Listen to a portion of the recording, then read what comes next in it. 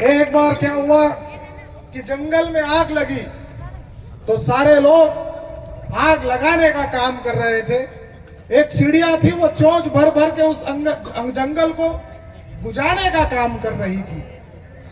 सारे पशु पक्षी ने पूछा, तेरा दिमाग खराब हो गया क्या?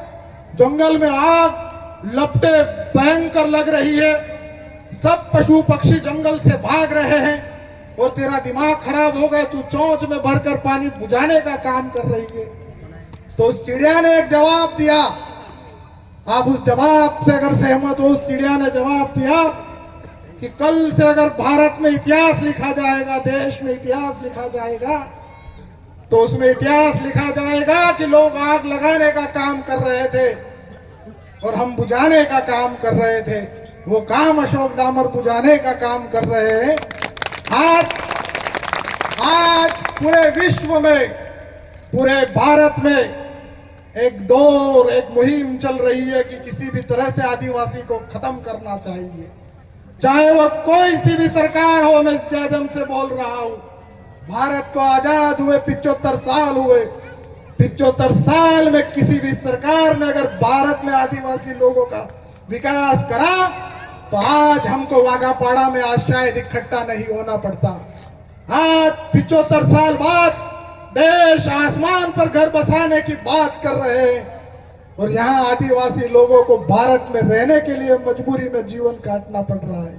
पूरे देश के लिए शर्मनाक बात है। एक तरफ मोदी जी कहते हैं सबका साथ, सबका विकास। आप देख लीजिए, मणिपुर में हमारी बहन के साथ नग्न अवस्था में घुमाया गया और 100 लोगों ने उनके साथ बलात्कार करा। एक शर्मनाक बात है। कहां गया मोदी जी आपका सबका साथ, सबका विकास? और मणिपुर में पुलिस प्रशासन, आर्मी लगाई जाती है और उस आर्मी और पुलिस प्रशासन से लोग AK-47 और बंदूकें छीन लेते हैं और आदिवासियों के ऊपर चलाई जाती है। बताइए कहां गया आपका सबका साथ, सबका विकास और आदिवासियों का विनाश? एक तरफ आप बात करते हो समरसता की, अरे आपने राम मंदिर बनाया, बताइए देश के राष्ट्रपति वो आदिवासी थी, उसके उद्घाटन में आदिवासी महिला द्रौपदी मुर्मू को नहीं बुलाया। ये पूरी समाज के लिए एक तमाचे की बात है। अरे जब हम देश से जाएंगे हिसाब सबका बराबर का होगा। जब हम यहाँ से जाएंगे मरना सभी को है। नरेंद्र मोदी भी मरेगा, शिवराज सिंह चौहान भी मरेगा और मोहन यादव भी मरेगा, पर जब हिसाब होगा, हिसाब जब अल्लाह या परवरदिगार या परमपिता परमेश्वर तुम्हारा हिसाब करेगा, तो हिसाब करेगा तो आप क्या जवाब दोगे? आप मंत्री साहब ये जवाब दोगे कि हमने जिन आदिवासी लोगों ने हमको दत्ती गांव से लगाकर फर्श से फर्श तक पहुंचाने का काम करा था, एक विधायक से मंत्री बनाने का काम करा था, हमने उन आदिवासियों के चेहरे पर आज गले पर छुरी भोंकने का काम करा। बताओ परमात्मा को आप क्या जवाब दोगे? जेएस के राष्ट्रीय अध्यक्ष आदरणीय लोकेश जी मुजालदा हमारे बीच में पधार चुके हैं। जोरदार तालियों से इनका स्वागत, वंदन, अभिनंदन। जेएस के राष्ट्रीय अध्यक्ष एवं कुछ ही क्षणों में हमारे बीच में जेएस के संरक्षक एवं मनावर के विधायक डॉक्टर हीरालाल जी अलावा हमारे बीच में पधार रहे। एक बार और जोरदार तालियों से राष्ट्रीय अध्यक्ष का स्वागत, वंदन, अभिनंदन।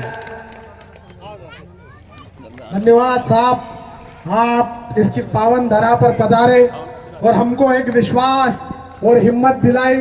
धन्यवाद। ये पूरी आदिवासी समाज आपके लिए ऋणी रहेगी। मनाती है तो समाज के लोग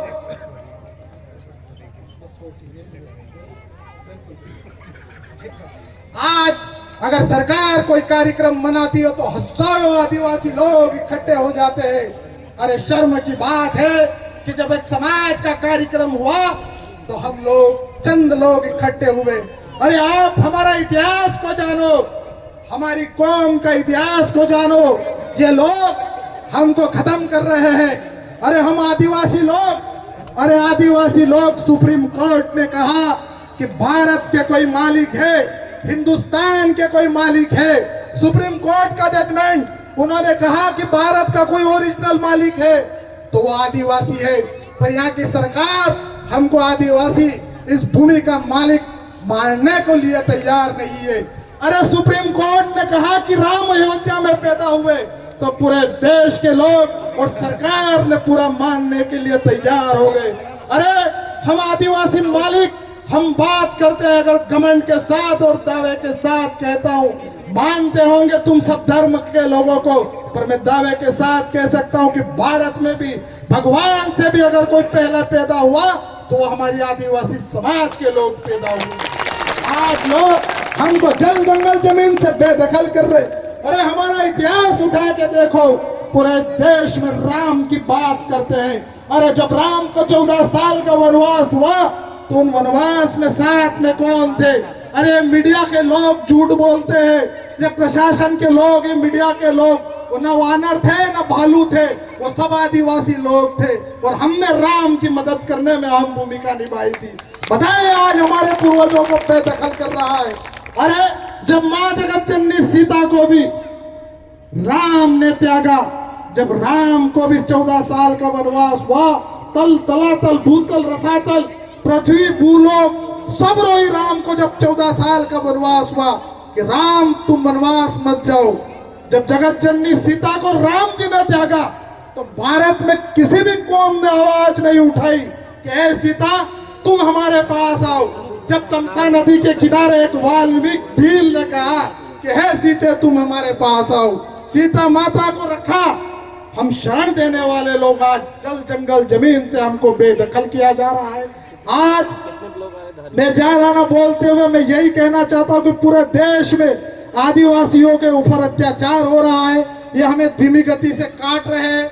हम सब लोग संगठित हो, एकता के सूत्र में बंधे, आज नहीं तो कल ये हमें इस देश से खत्म कर देंगे।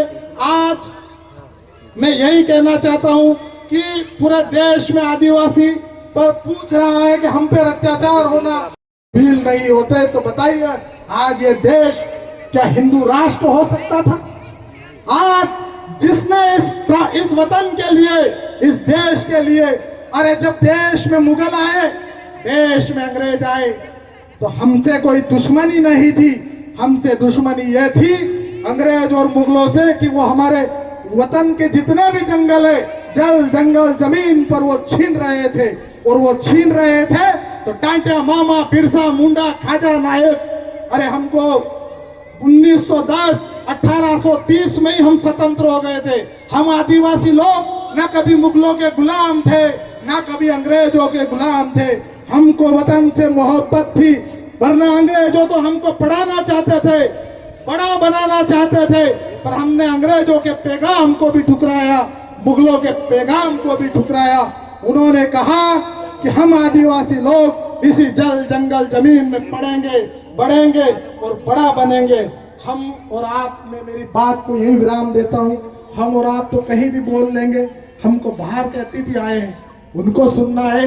मैं इन्हीं आशाओं अपेक्षाओं के साथ मेरी बात को खत्म करता हूँ कि हंगामा खड़ा करना मेरा मकसद नहीं, ये सूरत बदलनी चाहिए। मेरे सीने में नहीं पर तेरे सीने में सही, कहीं भी हो आग लगनी चाहिए, आग लगनी चाहिए। जय हिंद, जय भारत, जय बिरसा।